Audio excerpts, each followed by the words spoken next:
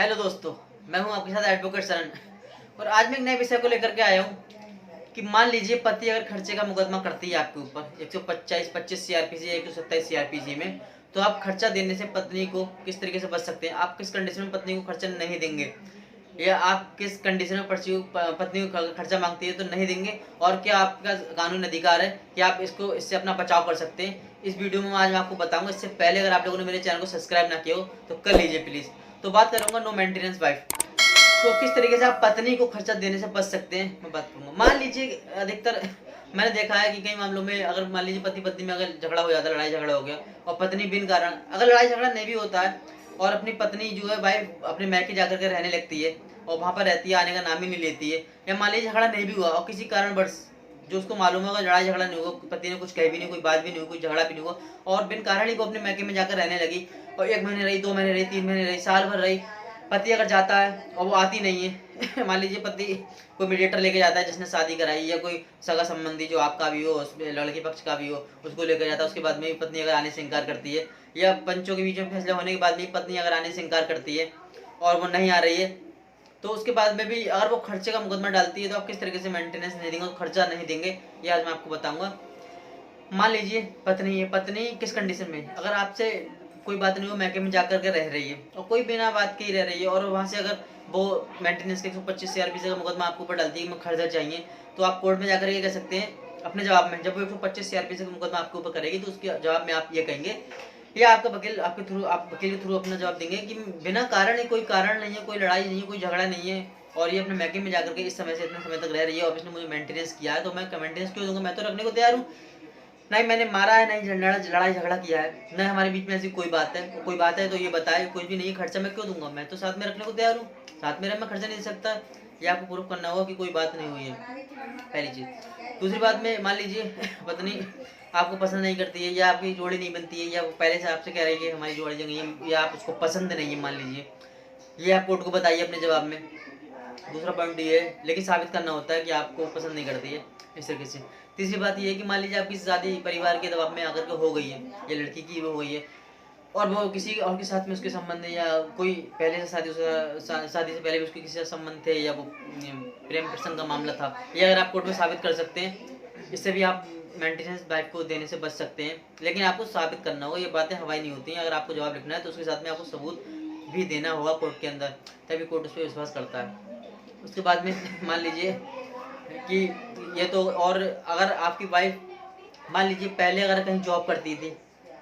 आपके साथ में रहती थी, जॉब करती थी, और आपके पास सैलरी स्लिप वगैरह उसकी सब कुछ है, या पूरा डाटा उसका कंपनी के थ्रू आपके पास है, और उसने अगर आप जॉब छोड़ दिए तो आप कोर्ट से कह सकते हैं कि साहब ये मेरे साथ में रहती थी तो जॉब करती थी, अब ये अपने मैके रह रही है, इसने जॉब छोड़ दी, या इसकी सैलरी स्लिप, इसको सैलरी इतनी इतनी मिलती, ये तो जॉब कर सकती है लेकिन कर ही नहीं रही है तो मैं क्यों दूंगा खर्चा, मैं तो नहीं देता, ये तो जॉब कर नहीं रही, जानबूझ के कर सकती है, मुझसे ज़्यादा सैलरी इसकी है, ये मेरे बराबर का कमाती है, इस तरीके से आप कह सकते हैं। लेकिन आपको साबुत ये भी बात कोर्ट में करनी होगी। फिर इसके बाद में मान लीजिए आपकी जो वाइफ है वो प्रोफेशनल कोई डिग्री करी हुई है, या एमबीए करी हुई है, बीटेक करी हुई है, पॉलिटेक्निक करी हुई है, एमबीबीएस करी हुई है, या लॉ करी हुई है, या कोई प्रोफेशनल कोर्स या डिग्री करी हुई है जिससे जॉब बहुत आसानी से मिल सकती है, और वो जॉब करना नहीं चाह रही, कर नहीं रही, लेकिन डिग्री उसके पास है। अगर आप उसकी प्रोफेशनल डिग्री कोर्ट में दिखा सकते हैं, फोटो स्टेट दिखाइए, या आरटीआर के द्वारा कोई जो सबूत आपका है तो कोर्ट को दीजिए सबूत के तौर पे, तो कोर्ट उसको मानेगा। इसमें भी आप खर्चा देने से वाइफ को बच सकते हैं। ये प्रावधान हो गया। मान लीजिए कि आप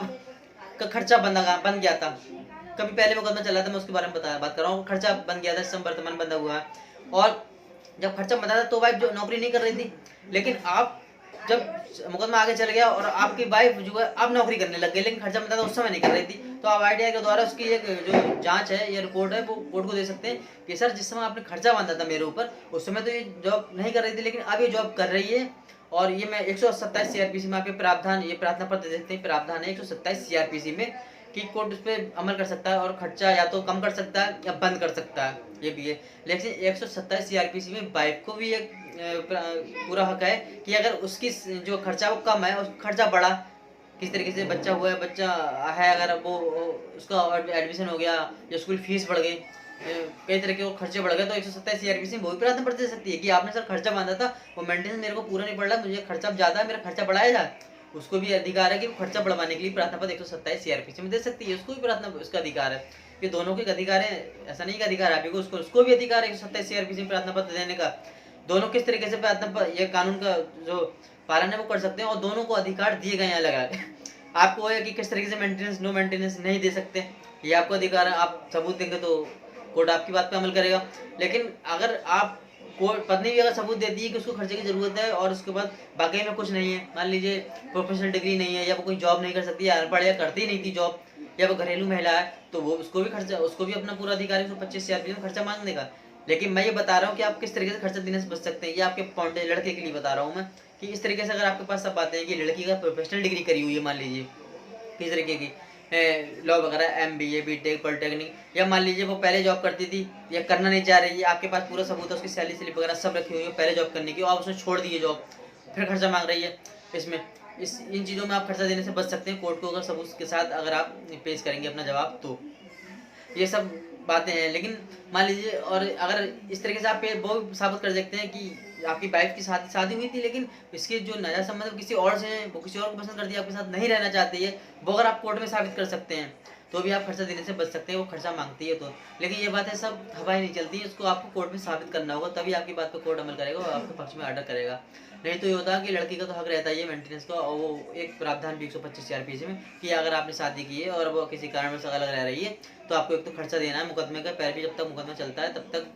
एमरजेंसी खर्चा भी बन जाता है इस तरीके से, और अग्रिम, और इस तरीके से बाद में जो रेगुलर खर्चा भी कोर्ट बांध सकती है, प्रावधान है लड़की के पक्ष में। लेकिन किस तरीके से आप खर्चा देने से बच सकते हैं ये आपको बता दिया। अगर ये आपके पास आपके जो पॉइंट है ये मजबूत हुए तो आप भी खर्चा देने से बच सकते हैं, जो मैंने आपको बताया, क्योंकि जानकारी होगी तभी आप नुकसान होने से बच सकते हैं, और नुकसान कम होगा। कोई जानकारी होना बहुत ज़रूरी है। और ये अगर मेरी वीडियो आपको अच्छी लगी हो तो मेरी वीडियो को सब्सक्राइब, शेयर और कमेंट जरूर कीजिए।